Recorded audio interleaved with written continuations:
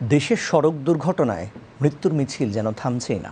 বিশেষ করে লম্বা ছুটির সময়ে সবাই যখন প্রিয়জনের সান্নিধ্য পেতে ছোটে, তখন মৃত্যুও যেন ওত পেতে থাকে রাস্তার জুড়ে।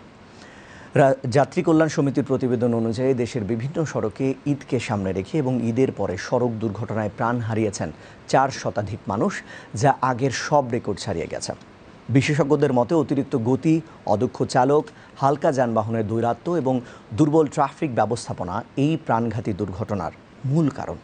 বিস্তারিত আলাউদ্দিন মজুমদারের প্রতিবেদনে। অন্যান্য বছরের মতো এবারের ঈদযাত্রাও পরিণত হয়েছে দুঃখজনক এক ট্র্যাজেডিতে। সড়ক দুর্ঘটনায় কয়েকদিনের ব্যবধানে প্রাণ হারিয়েছে 400-এরও বেশি মানুষ, যা বিগত বছরগুলো সব পরিসংখ্যান ছাড়িয়ে গেছে। কিন্তু কেন দিন দিন মৃত্যুর এই মিছিল লম্বা হচ্ছে? যাত্রী কল্যাণ সমিতির প্রতিবেদনে দুর্ঘটনার পেছনের কয়েকটি প্রধান কারণ তুলে ধরা হয়েছে।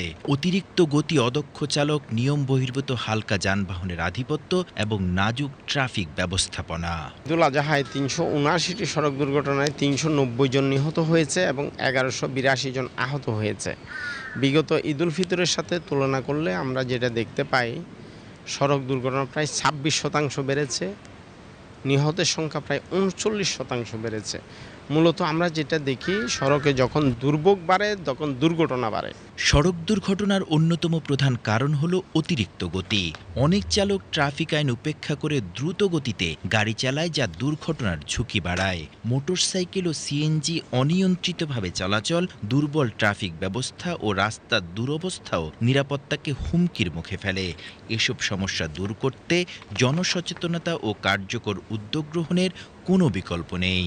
তথ্য উপাত্ত সংগ্রহ করে মানুষ কোন মাধ্যমে যাচ্ছে, কত পার্সেন্ট যাচ্ছে, সরকারের বহুমাত্রিক যোগাযোগ ব্যবস্থার ভারসাম্য আনতে গেলে কোথায় বিনিয়োগ করতে হবে, তাহলে সারা বৎসরের কিন্তু এটা কাজ। পরিকল্পনাটা আমি ঠেকা দেওয়ার এখন করছি। এই কারণে আমরা টেকসইভাবে, দর্শনীয়ভাবে কাঙ্ক্ষিত মাত্রায় ফল দিতে পারছি না। চালকরা জানাচ্ছেন, শুধু চালকদেরই দায় নেই, পথচারীদেরও সচেতন হওয়া জরুরি। তাদের সঠিক প্রশিক্ষণ যেমন প্রয়োজন, তেমনি হঠাৎ রাস্তা পারাপার ও ট্রাফিক আইন না মানাও দুর্ঘটনার বড় কারণ। আমরা পাবলিকও অসচেতন। সারা জীবন বাসের ড্রাইভারের স্টাফ বলে গেছে বাম্পা, এরা দেয় ডাইন পা। সড়ক নিরাপত্তা নিশ্চিতে শুধু চালক বা পথচারীদের সচেতনতাই নয়, রাস্তা নির্মাণ থেকে শুরু করে নীতি নির্ধারণ পর্যায় পর্যন্ত সবার দায়িত্ব পালন প্রয়োজন।